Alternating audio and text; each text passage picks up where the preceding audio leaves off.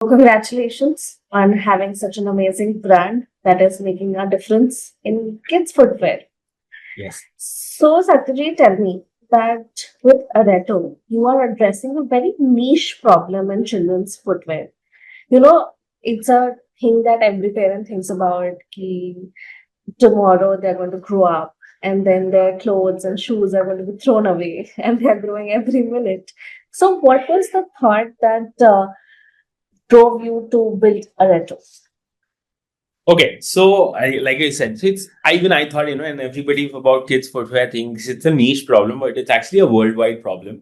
And it's a very big problem in kids because size is the biggest factor, right?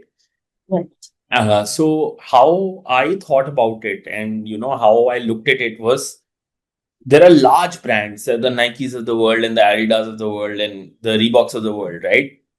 And they focused primarily on athletes, right? And then I asked myself a question: can you name a kids footwear brand which has done well or is known well, right? And suddenly you draw a blank, and that 5 seconds is a $1 billion plus opportunity, right? Because when you're talking about something as basic as shoes, right? And nobody's been able to solve for a big TG like kids across the globe. That gave me an idea that the market is actually settled for what's available, Right. right? And nobody is given a fresh thought to it. So there are three parts of the ecosystem. One is the manufacturers and the brands. The second part is the parents, and the third part is the kids. Okay, so everybody starts a business from a point of view of let's make this. There's an opportunity. Kids will obviously buy shoes. Let's make shoes for kids, sell them, and make money. Right? Right. We started from a slightly different point of view. We started from a point of view that if I am a mom or a dad or an adult today and I want to do running, I have a perfect option to go to a Adidas, Nike, Puma and rate them on efficacy of running, right? So, if I want to wear, and if I was a kid, can I get that efficacy of comfort in kids, right? Right. Then so the brands always, what they did was because the supply chains are set and they're manufacturing shoes, they started scaling down and miniaturizing their adult shoes into kid shoes. Okay. And that was what was available to kids. Now, if you look at that, kids' feet are anatomically different than adult feet. So, Okay. how can we scale something down in a kid size and give them because their feet anatomy is different? So, that was Right. point number one, right? Point number two was now let's come to the parents, right? So, parents, and I have made this pitch across the world now, right? And I ask in the room how many parents are guilty of buying one size bigger, right? And in India, everybody used to put their hand up that I buy one size bigger. So I thought Right. this is an India-led problem. Okay, so I spoke at a convention in US, which is at Stride, which is one of the biggest conferences of shoes. And I said, how many parents buy one size bigger? And literally everybody in the US also put up their hand, right? Then I asked this question in Spain at a conference, and everybody puts up their hand. So I was like, parents are similar all across the globe, right? Right. So I was like, why do parents do that? And then, we got into researching the fact that kids' feet grow organically every day, little by little. But shoe sizing as a convention in the world is a step line chart. You go from Right. size 5 to size 6 to 7 to 8 to 9. But kids grow millimetrically. So natural growth is a gradual curve, right? But shoe buying is a step line chart. Right. Okay. So I was like, if I put these two curves on top of each other, it's very seldom that the kid is wearing perfect shoes because either they're Right. buying large shoes or they're buying small or they're wearing small shoes.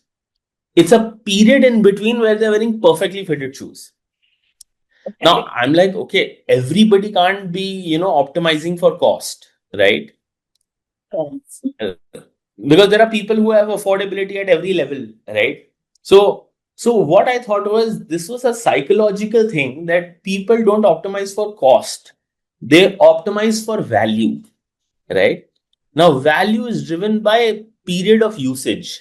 So when mom and dad are buying one size up, they're trying to maximize the usage of the shoe, Fair. right? And that's how I entered saying kids' feet grow every day, but shoes don't grow every day, right? And that's such a wrong proposition as a product designer. And my Yeah. roots was industrial design. So I was like, can I make a shoe that grows every day millimetrically with the child as they grow and fit them perfectly at all times of usage, right? Okay. So this was my construct of thinking that nobody's looked at that category. Nobody has looked at the science of that category and taken an absolutely first principles approach to building shoes, right? And that's how I started. It is pretty anecdotal that you buy socks in 3 sizes, okay? Yeah. But you buy shoes in 10 sizes, right? So, Right. so socks fit everybody organically because they adapt to your foot. Yeah. But shoes are constructed to stick to a norm, right? So we wanted to break that norm, and then we decided to make a shoe that grows 3 sizes with the wearer's feet and adapt to their feet rather than you breaking into the shoe. So that was our construct of actually reimagining footwear from first principles. Right.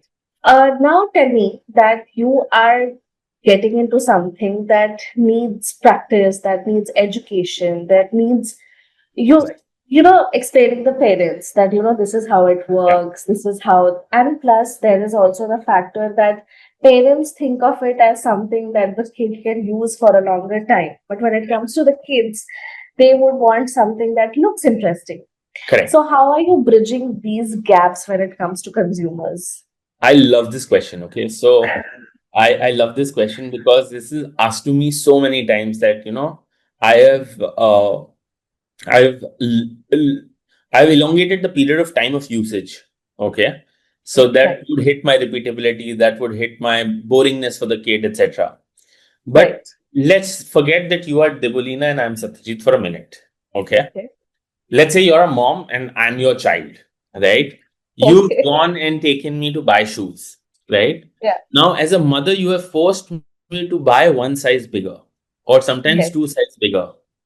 So your expectation out of the shoe is to still last for 3 times the age because I'm right. You've bought a size bigger, so Yeah. invariably it will last me 6 to 9 months, right? Of So course. I am stuck with the shoe for 6 to 9 months. Now the first time I wear it, it's going to be loose. So I Yeah. would be like, "Mama, this is loose," right? You'll be like, "No, it'll fit you perfectly in a month," right? And I'm like, okay. So I'm still stuck with the shoe for the same amount of time. Right. Okay. So I'm still as bored with the shoe as I would be. Right. And that I'm bored at the same time I'm uncomfortable because I'm Right. not wearing the right size. Right. Okay. And this has all sorts of problems with me. So we understood this psychology very well. Okay. And we layered it with that. Plus, when you talk about the aesthetics, we followed form follows function Okay. rather than function follows form, right? Right. So the shape of our shoe was designed by form follows function as a design philosophy, right? Okay.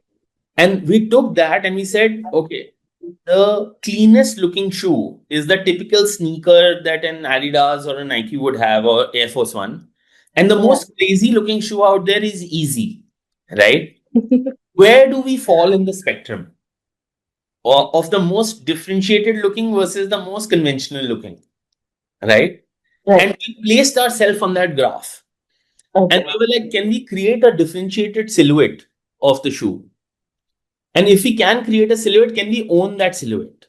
So there are very seldom times in the world where this has happened that a Birkenstock has a very distinguished silhouette. A Crocs has a very distinguished silhouette, right? Because they're also built on the same form follows function philosophy, right? And that's how we decided to choose our form, the way the shoe looks. And we created about 11 colors with 11 different stories behind it, right? Okay. in our color selections, right? And we placed it that, a boy comes in, which is 5 years old, and, he wants to act that there is something called classic beaters, which are Okay. classic color shoes, right? And then we were like, can we make something funky? So we made two different colors, which are super funky.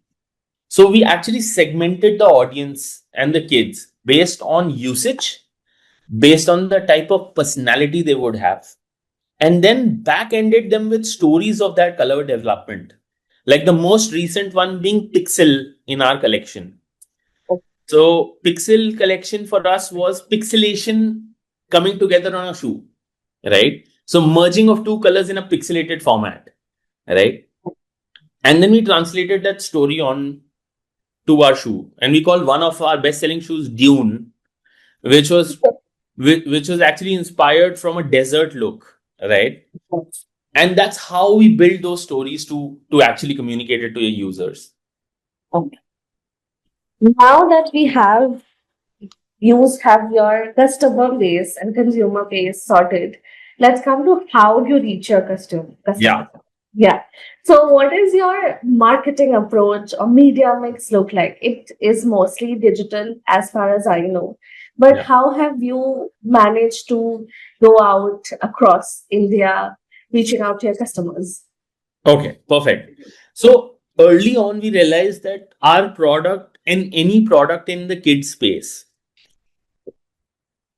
So there have been observations in my life which has helped me understand this segment. Okay. Okay. So let's talk about phase wise. And that's how we built the marketing engine at Aretto. Of course. The first phase was early adopters. And how did we measure early adopters? So what we used to do is we used to look at if we did a performance ad in a particular locality or a region. Okay. And there was a school there, a preschool. So, how we would mix it is we would do an offline activation in terms of an event, Okay. which would be a flea market, which would be a mom and pop shop, pop up, which would be, where people are coming to have a good time with their kids. Oh, Second was what is the school in that locality, which is a top school. Okay. okay. And plan an event day there. Okay. Then we would look at performance ads in that region. And we would have some early adopters. Let's say we sold 100 pairs in that locality. We would see how that 100 pairs from our website have grown to 200 over 3 months. Okay. So we understood that when mom and dad went down, moms take their kids down in the evening. If the kid is wearing an Aretto shoe, the mom would then talk about to another mom that, hey, I bought these shoes, they grow 3 sizes. Okay. And that word of mouth used to spread. So the next time we did an event in that particular place, we would see a huge throughput that, oh, my friend had bought this, right? And then Okay. we would double down on the ads. When we understood that this word of mouth is happening, we were like, why don't we get a mom on our platform to speak about it? And they could Okay. not be mega. Can we get micro influencers in that area, right? To push this agenda forward of what our shoe does. So we got a massive success with micro influencers who started posting it on their stories, who started, and these were like barter collabs, right? In the beginning, where a mom was so impressed with our product, and we never pushed our product on that, we were not of the sorts that, this is the amount you say this about us. We never did that. We always shipped the shoe to them, let them use it for 2 months. If they truly are believers of Aretto, right, then say, what do you think about it? Okay. And let's Okay. do an honest review. And we then scaled that up region by region by region by region, backed it up with a store coming in that region. Okay. As soon as we opened so we realized that we are selling a 3,000 rupee product, right? So a store became our trust factor that Right. mom, dad, and kid entered a mall, right? Dad went to Adidas, Nike, Skechers. Mom went to Mochi in 5. Where does the kid go to shop, Uh, right? So that was our wedge. And once we made this playbook, we kind of replicated that playbook city by city by city. Okay. And then one city had one outlet to begin with, second city had one outlet.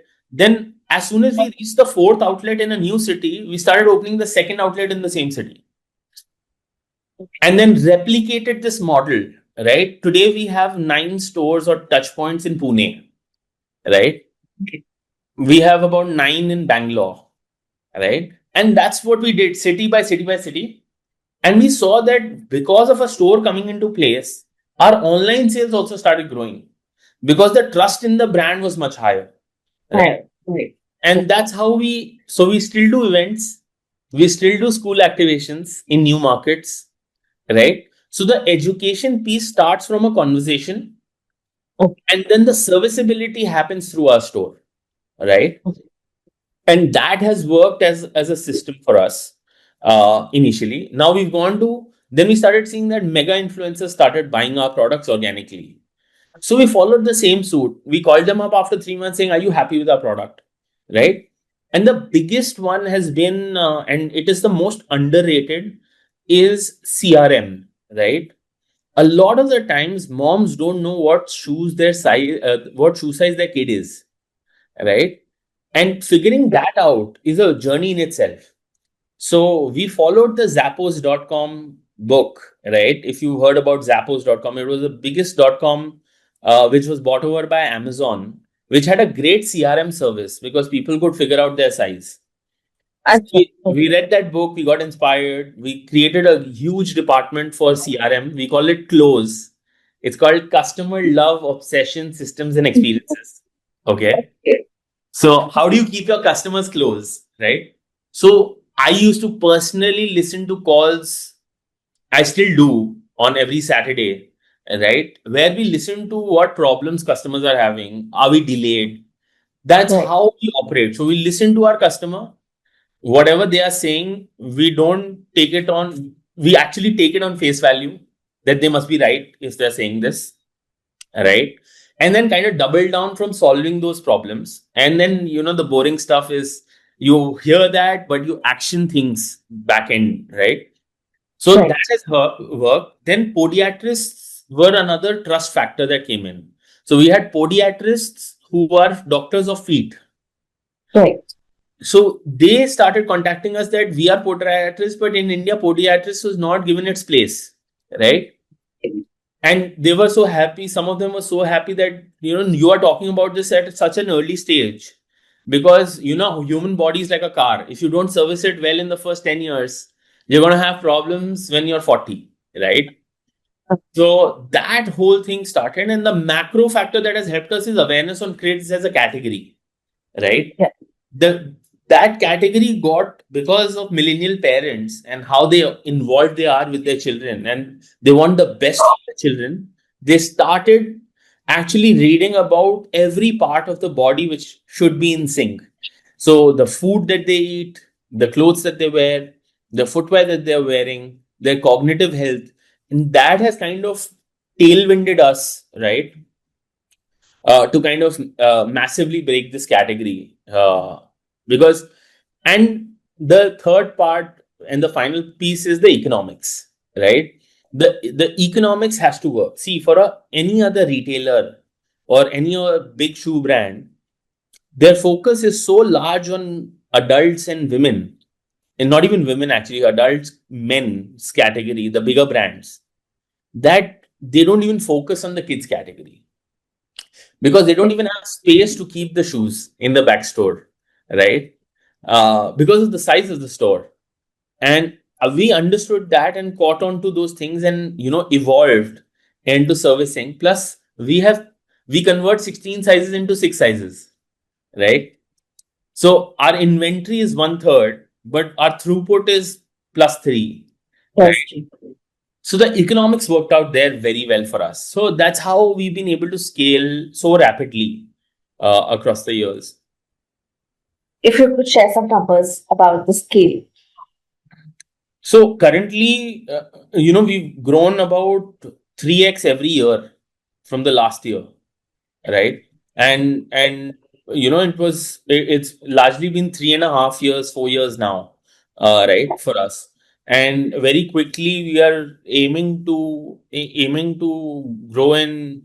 We're in the later double-digit crore ARR today, and we're looking to cross the 100 crore mark next year. That's where we are.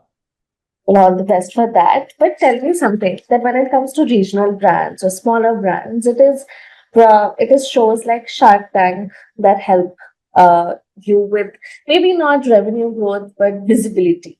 Absolutely. How how has Absolutely. that helped you in your story? What was the So, Shark Tank impact on well, Aretto? see, taking Shark Tank media impact as direct revenue growth is a slightly myopic in my view. Right, Uh, what has helped us is, it doesn't matter whether you get funded on Shark Tank or you don't. That airtime is so precious for your awareness, right? That somebody, and this happened after Shark Tank, that I used to stand outside my store, and when people used to walk, they used to look at the name and say, "This was on Shark Tank," right? right, That, and they didn't even have kids, right? right, That effect is much larger. So our retail strategy worked really well after Shark Tank, because that amount of awareness, when somebody was walking past and seeing my shop, they had a background view that, yeah, this was on Shark Tank, right? A lot of times when parents come in, they ask us, does it really grow, right? And we have a machine sitting inside our store which actually expands 3 sizes, okay, and shows how the shoe grows 3 sizes. So right, sometimes for that knowledge, the people used to come in and say, "Oh, you had showed this machine on Shark Tank. Does it really work?" And right, that opens a conversation. Once that opens a conversation, people are like, "Oh, let's try it out." Right? okay, When people say, "Let's try it out," right? As soon as they wear the shoe and the kid is happy and runs around, and it's perfectly fitted, and we tell them, "Oh, this grows 3 sizes. Now you don't need to buy one size bigger," right? And you can buy a perfectly fitted shoe. That seals the deal, because parents want the best for their kids. So they were not actually interested in buying a size or two bigger, right? They were interested in buying the perfect fitted size, which gives them value as well. right, And because once feet on street becomes big, right? Like we have about 400,000 customers now. So when people see, "Oh, in my school there are 10 kids who are wearing this," or in my society there are 15 kids who are wearing it, parents go and build aspiration that, I want to buy that shoe for my kid, right? I also want to give him the best, right? That's right. really helped us. So tell me something that right now you are at a very good space. But in case of brand building, would you not take the sport from traditional advertising? Because even if we do not go global, there have been brands like Action, which have been there for a very long time. Yeah. So would you not think of going towards, say, a television commercial or your print ads, the traditional marketing? Absolutely. I'm just waiting to hit 100 stores, uh, and Okay. and we do that because there's a certain density you should cover, Yes. right, with your distribution.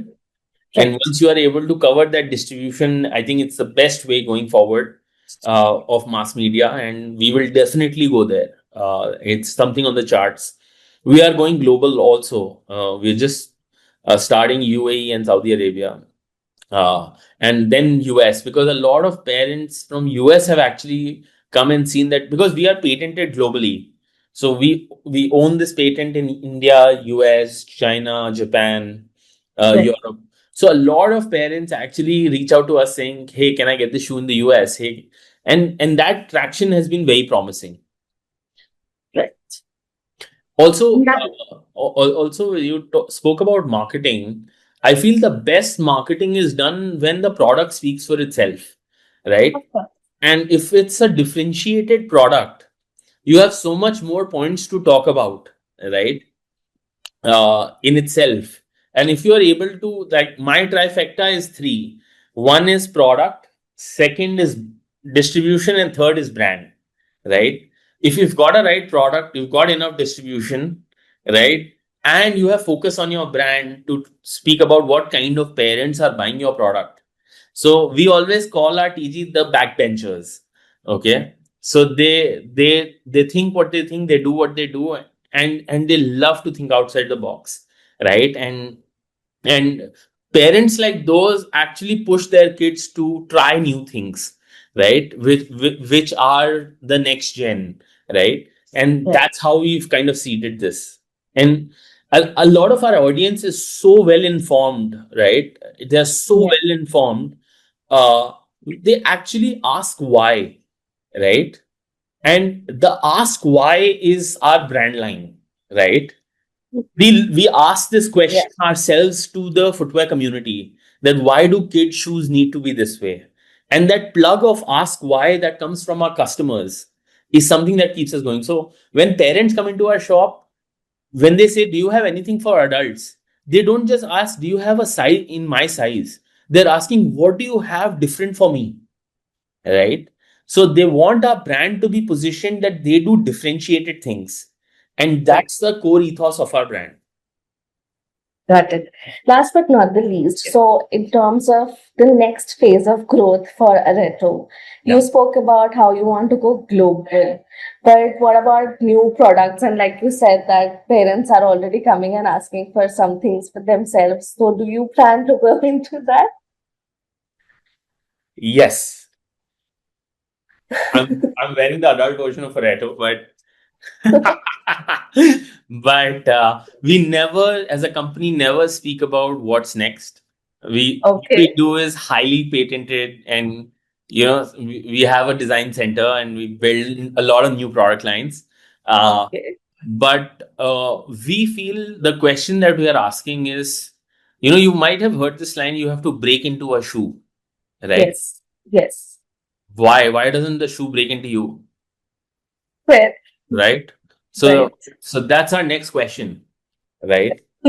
So if we are able to answer it well over the next years, I think we will have a product line for everybody. And we're constantly searching that answer.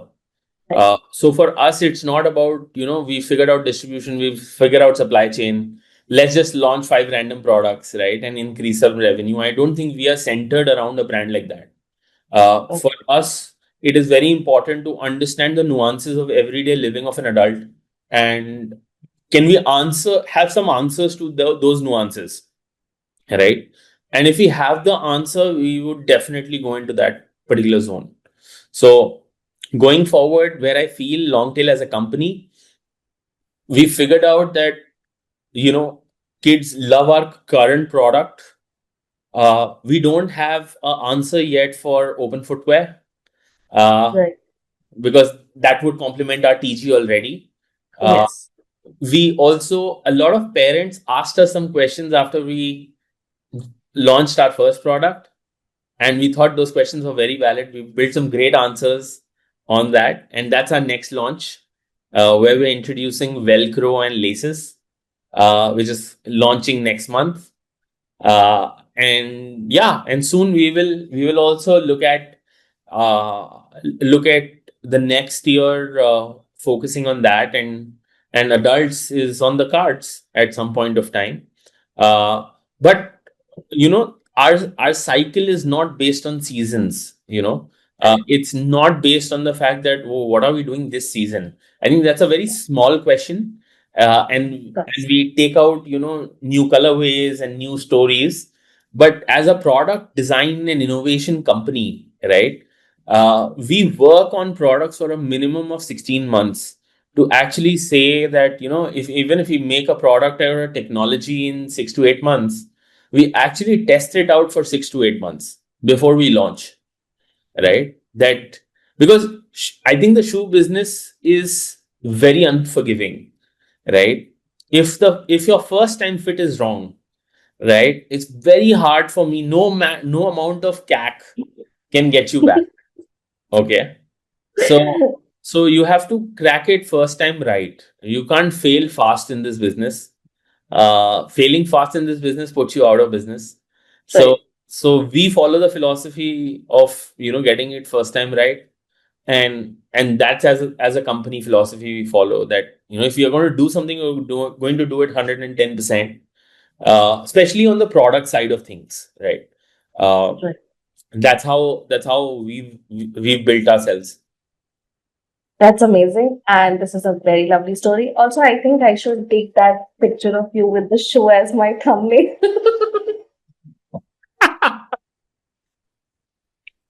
I will specifically ask my editor to do that. On the YouTube video? Yes. like probably like this. Perfect. I'll tell him to take a screen grab of exactly that. Lovely. Yeah, no, this is awesome. Yeah, I can't wait to get my hands over some Aretto. And thank you so much for talking to me Thank you. today. Please do try us if you have any nieces, nephews, and kids in the family. Yes, too many of them. I will definitely try it out. Thank you so much. Thank you so much. Thank you So so kind much. of you. Thank you so much for talking to me today. It was lovely Lovely, talking to you. lovely, Thank lovely. you.